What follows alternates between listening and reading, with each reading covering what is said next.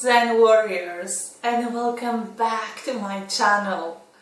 So today the topic is peak performance, and I want to share with you my most favorite breathwork technique when it comes to heighten my performance, boosting my energy levels, and making sure that I'm on the top of my game day after day.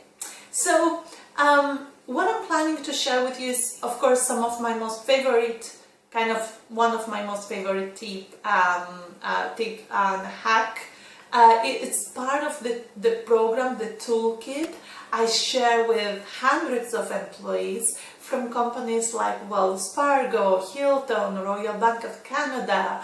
So I have delivered more than 50 programs, well-being programs to corporates, Fortune 500 companies worldwide.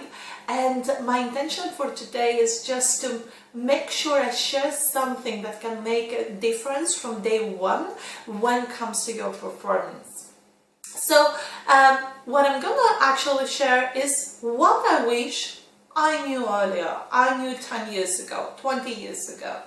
So for those of you who don't know me, my name is Alexandra. I'm the CEO and founder of Oxygen, which is a startup in well-being. I'm a corporate well-being architect and a global speaker. I have spoken to 25 summits and conferences. Now, many people ask why. I guess the way I see myself as an advocate, to raise awareness, to help people, as many people realize how important is our mental health and just how easy, accessible, affordable can be to protect and take care of our mental health.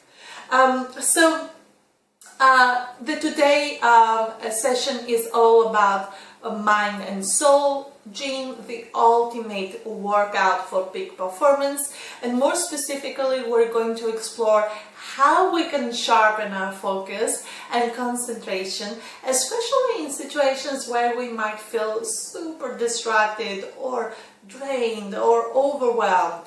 The second thing is a stress reduction formula. It's a beautiful stress reduction formula that I've personally learned by working with elite athletes, neuroscientists and biohackers. So it has been endorsed by many people who are really top professionals in this industry. And the last thing, I feel like this type of breathwork can help us with creativity, because it can help us to create this, bring us into this kind of a relaxed state of mind, but in a way at the same time very energized, relaxed state of mind. As so many people say, you know, Alex, I don't want to meditate because I don't want to feel relaxed. I want to feel like super pumped up, super energized. And my answer to this is, but that's exactly what meditation does. Helps you to stay energized throughout really, really long periods of time. So highly recommend it. Now, I just want to share a little bit about the topic, right? So I want to talk very briefly about the mind, right? And I want to invite you to think about it. What's your relationship with your mind? And do you train your mind? Because today I want to show you how you can train your mind for growth, for strength, for energy, exactly as you train your body for strength. And yes, it's totally doable. So imagine there is a subscription for a gym, which is all about, strengthening your brain. And it's free. Would you say no to this? I don't think so. So that's why I'm here today, to share one of those tools that it can be life-changing. Now, I want you to think a little bit about your mind, right? Your mind is the most precious resource you have, the precious asset you have. Like, imagine, you expect it to keep you connected with those you love the most, to be exposed to overstimulation, yet stay focused when you need it the most. You're expected to make very challenging decisions, to solve complex problems, to sustain itself.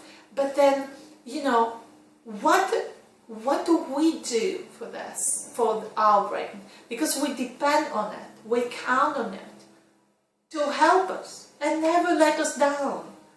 But how much do we actively spend time intentionally to strengthen it? So, and that's my story too. I didn't take the time to look after my own brain, my own mind. And the reason for that was workaholism. So back in 2018, I had a 9-to-5 job. I was working as a PR executive, and I had all those deadlines, big clients, a lot of pressure, and I guess very soon I became completely disconnected from those I loved. I started feeling lonely and stressed, but the issue with me was that I didn't know how to reach out for help, and part of me thought that I was the only one feeling this way. So the reason I'm sharing this story is because back then I had no access to evidence-based well-being tools that could help me to emotionally, physically digest all the challenging emotions and feelings, process those feelings in a way that is really mindful.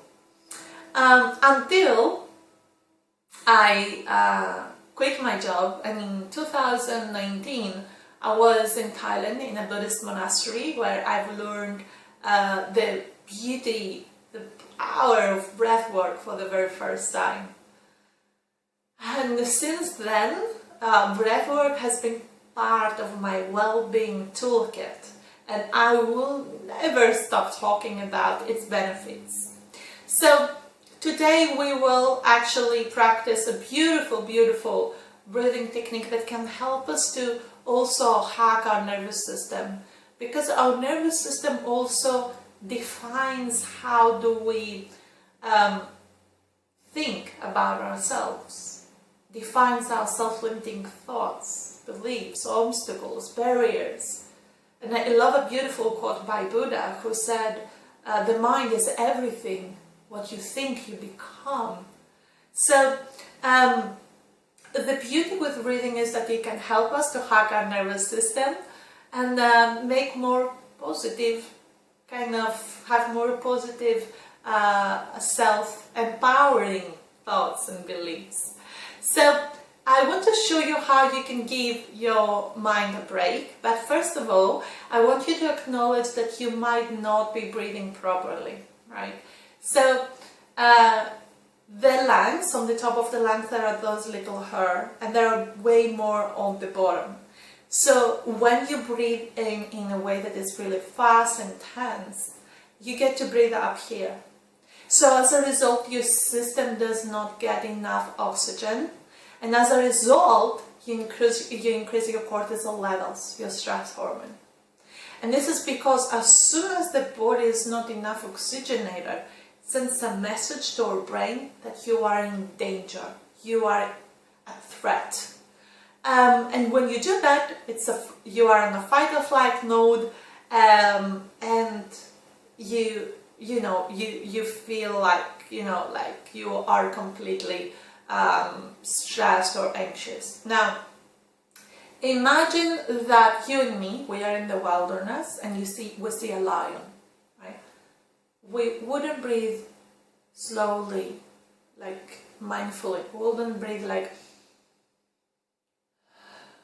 No. We would do something like and hold our breath, just to make sure we keep ourselves safe.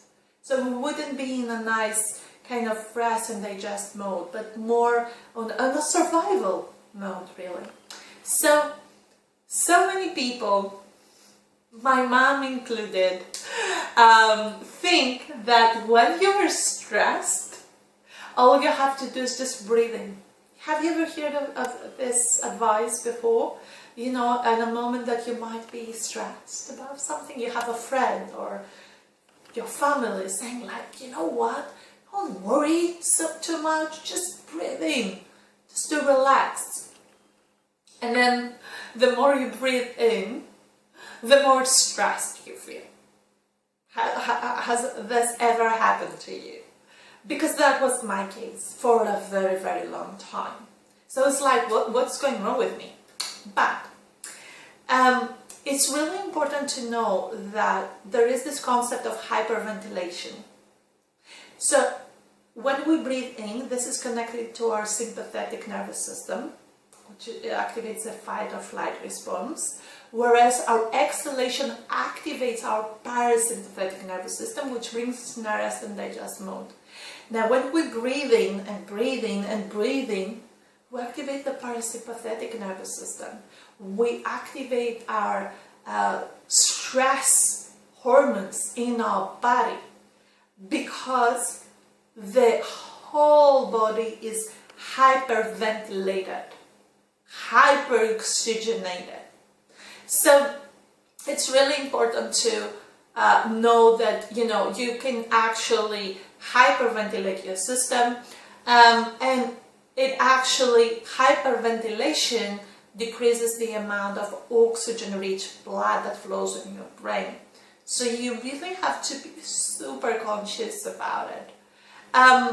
So how do we change that? So when we feel anxious or under stress, it's easier to breathe in, right? And for the reason I just shared with you, because it's connected to our sympathetic nervous system, which activates and increases our stress levels.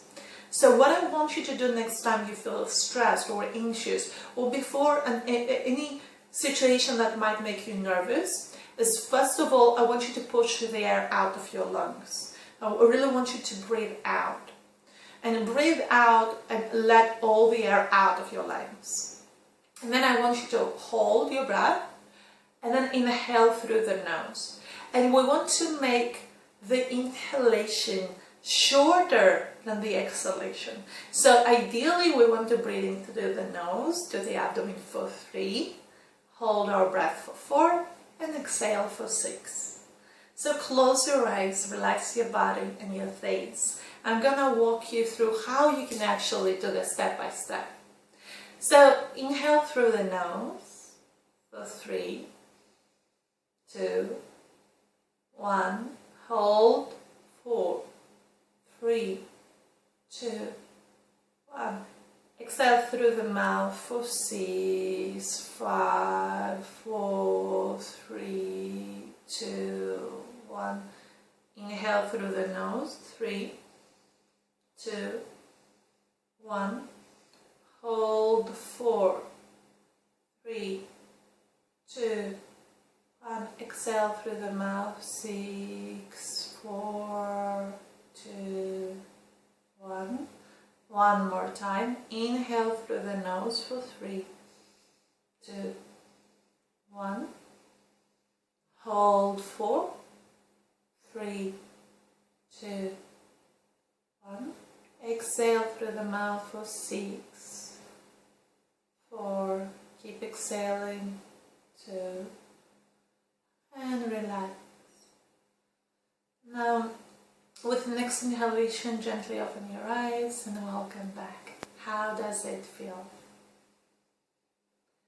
So this beautiful breathing technique can help us to sleep better, decreases our cortisol levels, our stress hormone, of course reduces anxiety, but also it helps us to manage cravings and anger issues. I used to struggle with anger issues myself. So it helps us to bring ourselves back to center, the body and mind in balance. So I hope you found this technique helpful. Highly recommended to you to practice it as often as possible.